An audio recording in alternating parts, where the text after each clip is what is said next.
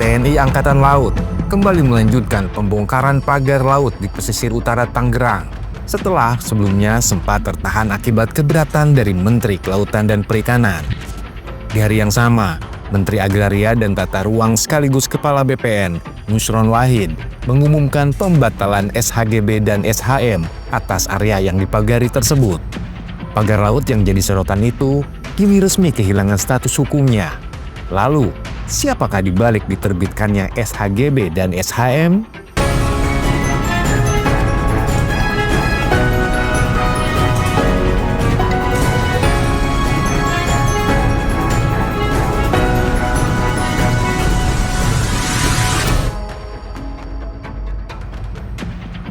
Nusron Wahid menegaskan, sertifikat hak guna bangunan atau SHGB dan hak milik atas pagar misterius di pesisir utara Kabupaten Tangerang itu dicabut. Alasannya, pagar laut tersebut dinilai cacat prosedur dan material. Hasil peninjauan dan pemeriksaan menunjukkan bahwa 266 sertifikat SHGB dan SHM di bawah laut itu berada di luar garis pantai. Karena wilayah tersebut bukan untuk kepemilikan pribadi, otomatis tidak bisa disertifikasi. Menariknya, ratusan sertifikat itu diterbitkan pada 2022 dan 2023, alias masih baru. Dengan usia kurang dari 5 tahun, SHGB dan SHM-nya pagar laut Tangerang itu otomatis dicabut alias batal demi hukum. Melihat dari kondisi lapangan dan kemudian dari dokumen-dokumen, baik itu dokumen juridis, dokumen historis, maupun kondisi faktual material yang ada, dari 266 sertifikat hak guna bangunan dan beberapa sertifikat hak milik yang secara faktual pada kondisi SIS hari ini berada di dalam bawah laut atau di dalam laut, sertifikat tersebut, alas tanahnya tersebut, kami sudah mengambil keputusan bahwa beberapa sertifikat tersebut sudah kami tinjau, kami cocokkan dengan data geospasial, kami cocokkan dengan data peta, baik peta garis pantai maupun peta yang lain. Memang ada beberapa yang sudah kami teliti, sertifikat tersebut berada di luar garis pantai setelah kami cocokkan. Dan setelah ada di luar garis pantai, maka kemudian kami mengambil langkah-langkah, yaitu melakukan peninjauan ulang semua yang ada di luar garis pantai. Karena memang pantai itu adalah common sesuatu yang disebut dengan common property. Tidak boleh di dalam luar garis pantai itu menjadi private property. Karena yang namanya pantai adalah common land. Kalau toh dia bentuknya tanah, apalagi ini bentuknya tidak tanah, maka itu adalah tidak bisa disertifikasi. Karena itu kami memandang bahwa sertifikat tersebut yang di luar garis pantai adalah cacat prosedur, cacat material.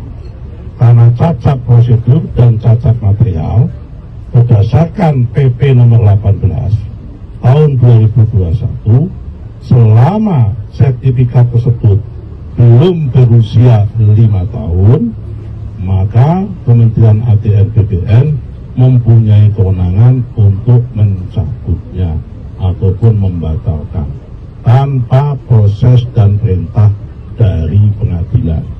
Kalau sudah berusia 5 tahun, maka harus proses dan perintah pengadilan. Karena sertifikat tersebut rata-rata terbuat pada tahun 2022, 2023, maka kami menghitung dari hari ini ternyata kurang dari 5 tahun. Karena itu sudah memenuhi syarat cukup untuk meninjau ulang dan membatalkan sertifikat tersebut. Meski berkali-kali membantah temuan investigasi media, pengusaha Aguan, pemilik Agung Sedayu Group, tampaknya mulai kesulitan menghindar. Apalagi Menteri ATR sudah mengonfirmasi adanya SHGB dan SHM di pagar laut tersebut. Dengan pagar yang dibongkar dan sertifikatnya dibatalkan, proyek ambisius ini terancam bubar. Menurut Said Didu, kalau proyek ini jadi dibangun, nilainya bisa mencapai 900 triliun rupiah. Artinya, kerugian aguan pun berpotensi sebesar itu. Namun, perlu diingat, ada perbedaan antara lahan di daratan yang juga terlibat penggusuran besar-besaran dan lahan di laut, yang sekarang dibatalkan hanya untuk area di laut. Meski begitu, dampaknya diprediksi bakal memengaruhi kelangsungan proyek secara keseluruhan. Kondisi ini makin rumit dengan pernyataan Menteri Perekonomian Airlangga Hartarto pekan lalu. Ia mengumumkan bahwa proyek strategis nasional atau PSN yang dicanangkan di era Jokowi akan dievaluasi ulang. Ini tentu menjadi pukulan telak, mengingat PSN tersebut erat kaitannya dengan kesuksesan program perumahan yang sedang dikebut oleh Agung Sedayu Group. Pembongkaran pagar laut kali ini berlangsung lebih masif. TNI AL tidak hanya bergerak bersama para nelayan, tetapi juga dibantu Kementerian Kelautan dan Perikanan atau KKP. Setelah Menteri Kelautan mendapat panggilan dari Presiden Prabowo, pasukan TNI AL yang diterjunkan pun diperbanyak hingga 3 kali lipat, dengan dukungan lebih banyak nelayan dan warga setempat.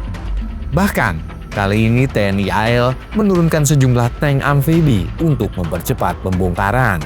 Aksi di lapangan turut disaksikan langsung oleh Kepala Staf TNI AL Laksamana Muhammad Ali, Menteri ATR Nusron Wahid, serta Ketua Komisi 4 DPR RI, Titik Soeharto, yang kini menjadi politisi Partai Gerindra. Seiring dengan pembongkaran, pemerintah juga mencabut status HGB dan SHM atas lahan di bawah laut tersebut. Nusron Wahid dalam konferensi pers pada Senin kemarin menyebut 2 perusahaan yang memegang kepemilikan SHGB dan SHM terbanyak PT Intan Agung Makmur, menguasai 234 bidang. PT Cahaya Inti Sentosa memegang 20 bidang, sementara sisanya sebanyak 9 bidang terdaftar atas nama perorangan. Dalam penjelasan terbaru, jumlah bidang yang terdaftar di bawah laut itu disebut mencapai 266 bidang.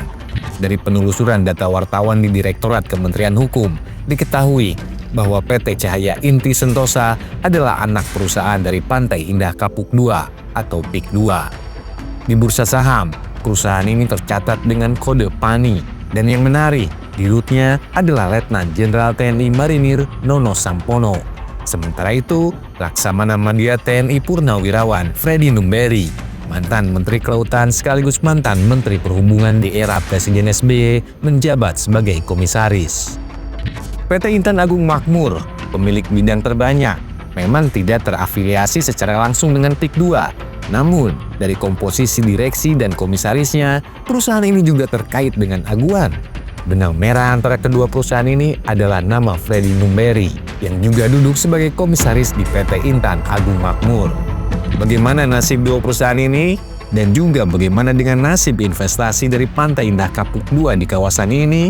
Sebab seperti dikatakan oleh Menko Perekonomian Airlangga Hartarto pada hari Jumat lalu, pemerintah itu akan mengevaluasi pemberian status PSN kepada 14 PSN yang diterbitkan di era akhir pemerintahannya Jokowi. Said Didu yang pertama kali mengangkat isu ini menyebut bahwa PIK II telah melakukan penyelundupan hukum dalam pengelolaan proyeknya.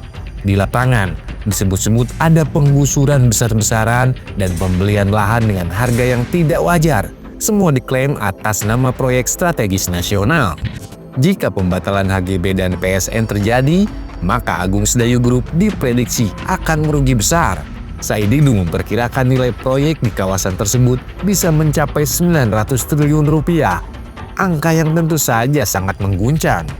Di balik pemagaran itu sebenarnya ada masalah hukum yang sangat berat, yaitu adalah pengkaplingan laut oleh oleh yang dilakukan oleh berbagai kepala desa dan kemudian dialihkan menjadi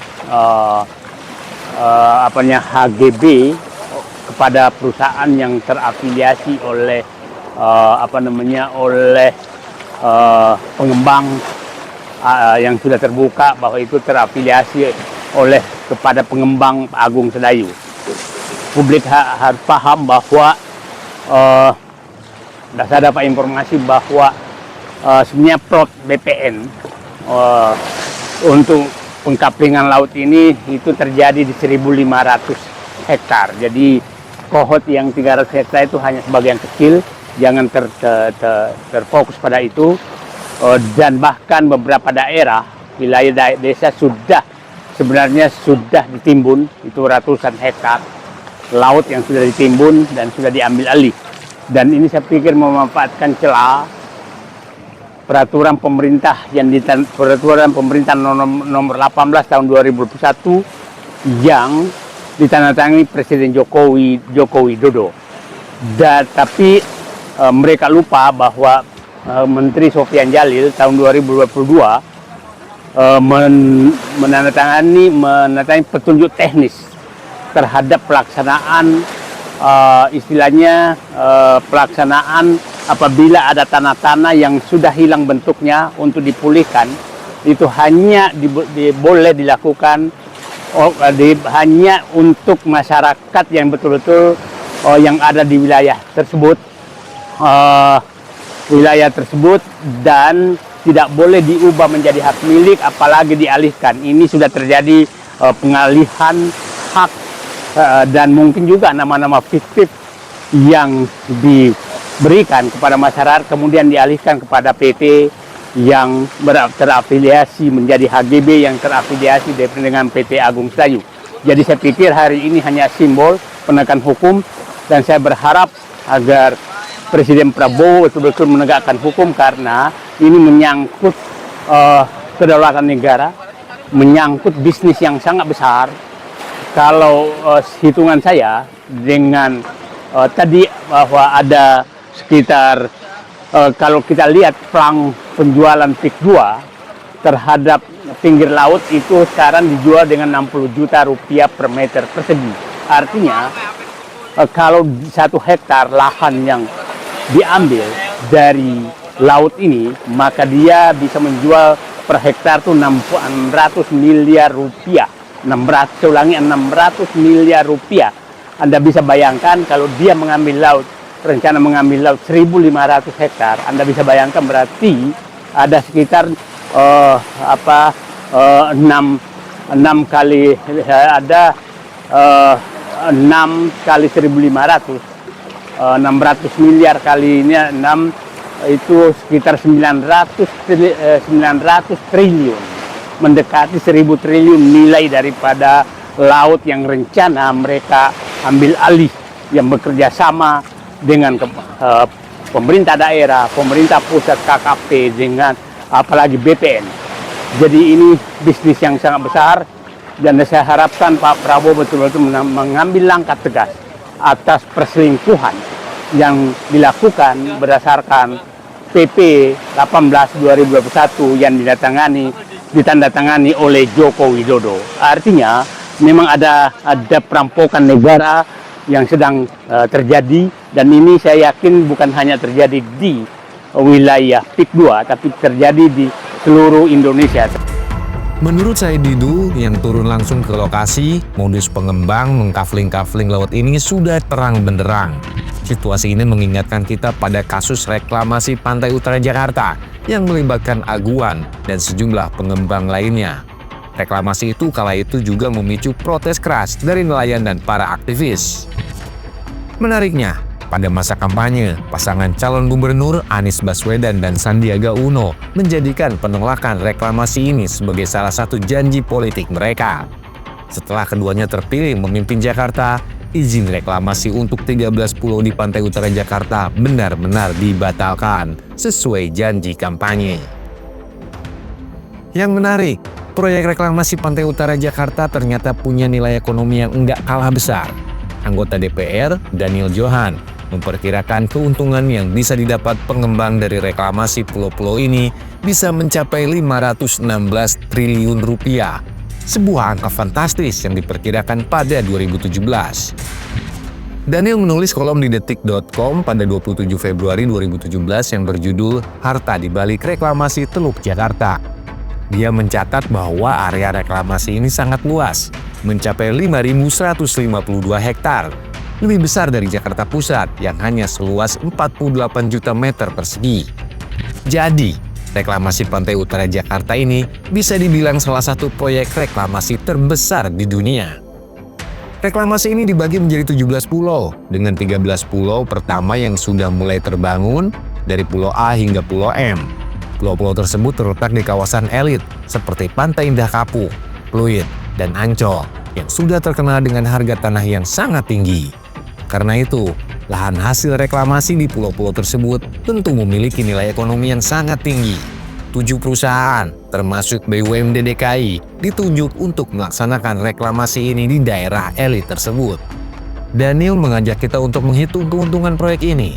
Banyak yang mengira biaya reklamasi sangat mahal, tapi berdasarkan data historis dari negara tetangga seperti Singapura dan Malaysia, biaya reklamasi sebenarnya jauh lebih murah.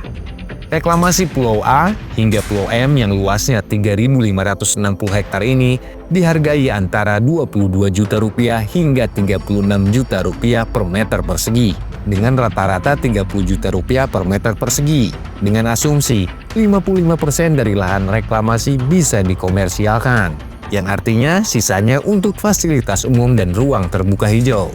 Total keuntungan proyek ini bisa mencapai hampir 517 triliun rupiah, angka yang benar-benar luar biasa besar. Hingga sekarang, potensi harta lebih dari 500 triliun itu masih terpendam di Pantai Utara Jakarta. Sekarang, dengan pembatalan HGB di Pantai Utara Tangerang, meskipun hanya di kawasan laut, dampaknya bisa besar, apalagi di daratan yang sudah mengalami penggusuran besar-besaran. Ini bisa jadi kerugian besar bagi para pengembang, terutama aguan. Kalau di Pantai Utara Jakarta, kita kenal sosok Anies Baswedan yang memperjuangkan nasib pelayan dan menentang reklamasi. Sementara di Tangerang, Said Didu jadi orang yang berperan mengungkap masalah ini. Keduanya membuat aguan mengalami kerugian yang sangat besar. Jadi, bisa dibilang, ini kerugian bandar yang gede banget gara-gara kedua orang ini.